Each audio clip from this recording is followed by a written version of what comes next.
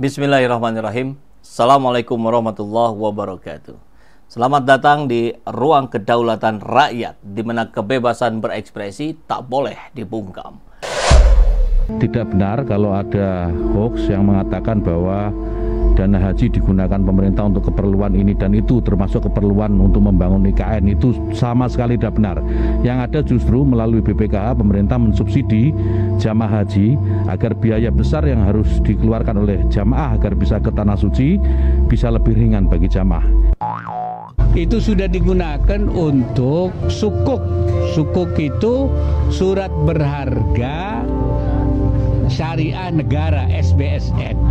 Dan itu sudah mendapatkan fatwa dari Dewan Syariah Nasional Majelis Ulama Indonesia, dan saya sudah menandatangani itu.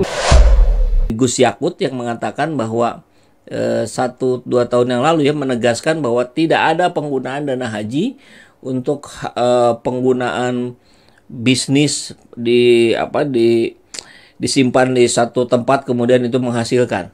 Tapi Pak Wapres bilang itu memang digunakan, itu diputarkan uang itu. Mana yang benar?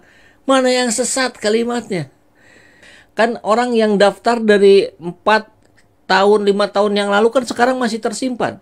Kalau dulu tuh sekitar jumlahnya per orang 25 juta. 25 juta kali berapa ratus ribu gitu, atau berapa juta malah. Uang yang tersimpan itu kan logikanya memang dia harus memberikan manfaat gitu. Kita lihat video dari Gus Yakut yang ramai juga di media. Tidak benar kalau ada hoax yang mengatakan bahwa dana haji digunakan pemerintah untuk keperluan ini dan itu, termasuk keperluan untuk membangun IKN. Itu sama sekali tidak benar. Yang ada justru melalui BPKH pemerintah mensubsidi jamaah haji agar biaya besar yang harus dikeluarkan oleh jamaah agar bisa ke tanah suci bisa lebih ringan bagi jamaah. Itu sudah digunakan untuk sukuk. Sukuk itu surat berharga syariah negara, SBSN. Dan itu sudah mendapatkan fatwa dari Dewan Syariah Nasional Majelis Ulama Indonesia, dan saya sudah menandatangani itu untuk kepentingan infrastruktur, untuk apa lain-lain.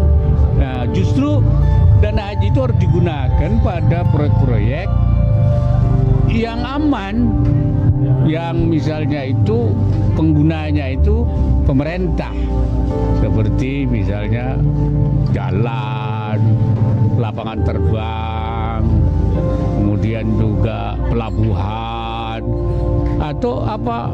Jadi nanti ada skema syariahnya ada dan sudah ada. Jadi saya kira begitu. Karena si jamaah haji memang sudah memberikan kuasa kepada pihak pemerintah, si Kementerian Agama untuk dilola. Jadi yang mana yang benar ya? Gus Yakut bilang tidak digunakan untuk keperluan ini itu. Yang logika yang masuk akal kan sebenarnya yang dipakai oleh Wapres ya. Itu uang mengendap di situ. Kalau tidak dipakai apa-apa kan tidak menjadi kemanfaatan apa-apa. Tapi kalau digulirkan, digolangkan, mencek orang Sunda namanya, itu jadi manfaat. Dan cuman kan yang jadi pertanyaan, itu masuk ke wilayah-wilayah yang menghasilkan keuntungan atau tidak? Kalau dibilang tadi bikin bandara, kalau bandara Kertajati malah balangsak itu nggak jadi apa-apa, atau minimal belum lah. Apalagi kalau ternyata dipakai IKN dananya, kan lebih mengerikan lagi itu. Nggak tahu kapan balik modalnya. Ya, masih ada beberapa video lagi, 1 atau 2 video ya, kita cek ya. Tenaga kerja asing asal Cina yang menolak dipulangkan dan bertahan di Bandar Udara Banyuwangi, Jawa Timur kembali berulah. Kali ini ia merusak komputer di bandara. Polisi pun menangkap dan menahannya.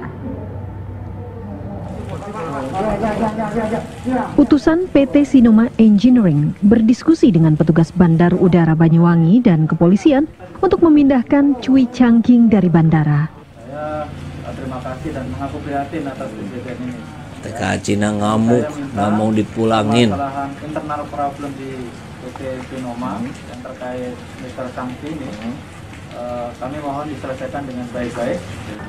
Teknisi di perusahaan semen di Jember ini menolak dipulangkan dan bertahan di bandara sejak Senin. Negosiasi utusan perusahaan tidak berjalan mulus. Cui Changking justru berulah lagi. Ia mengamuk di posko COVID-19 Bandara Banyuwangi karena berbuat onar dan merugikan pihak Angkasa Pura. Polisi membekuk Cui Changking.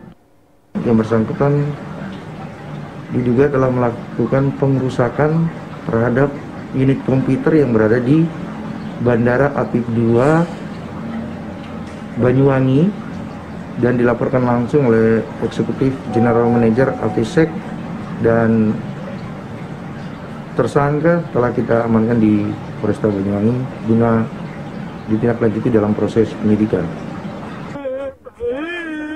Lihat nih orangnya nih. Saat ini Cui Changking ditahan di Mapolresta Banyuwangi. Polri bakal mengirim surat ke Kedutaan Besar Cina untuk mendampingi TKA asing ini dan menyelesaikan masalahnya. Cui Changking mengatakan tak mau pulang ke Cina karena mengaku belum mendapat bayaran dari perusahaan tempatnya bekerja. Namun meski seluruh tuntutannya telah dipenuhi, Cui Changking tetap menolak keluar dari Indonesia. Dari Banyuwangi, Jawa Timur, Happy Octavia, TV One mengabarkan. Luar biasa ya. Seperti di mana harkat dan martabat Indonesia gitu di depan RRC ini. Dengan mudahnya saja satu orang aja bisa bikin masalah gaduh gitu. Berapa petugas yang datang ke sana? Berapa petugas bandara? Berapa petugas kepolisian yang harus mengurus? Hanya satu orang yang bermasalah. Yang muncul di kabar ini ya. Dan saya kira ini menjadi gambaran gitu. Bahwa TK-TK yang lain pun banyak yang ngaco-ngaco kayak begini gitu. Bahkan disinyalir ada ternyata ini bisik-bisik tetangga lah ya. Wallahu alam kebenarannya. Tapi riuh juga menjadi perbincangan bahwa yang datang itu sebenarnya bukan buruh tapi militer. RRC dalam settingan obor itu akan menguasai Indonesia. Wah, ngeri. Jadi cobalah pemerintah Indonesia buatlah kebijakan-kebijakan yang adil untuk rakyat Indonesia, yang bukan yang menyesatkan, bukan yang berat sebelah. Karena tentu kami akan terus mengawasi, kami akan terus mengontrol sebagai parlemen jalanan, dan kami pun akan melakukan aksi-aksi yang sesuai dengan kemampuan kami.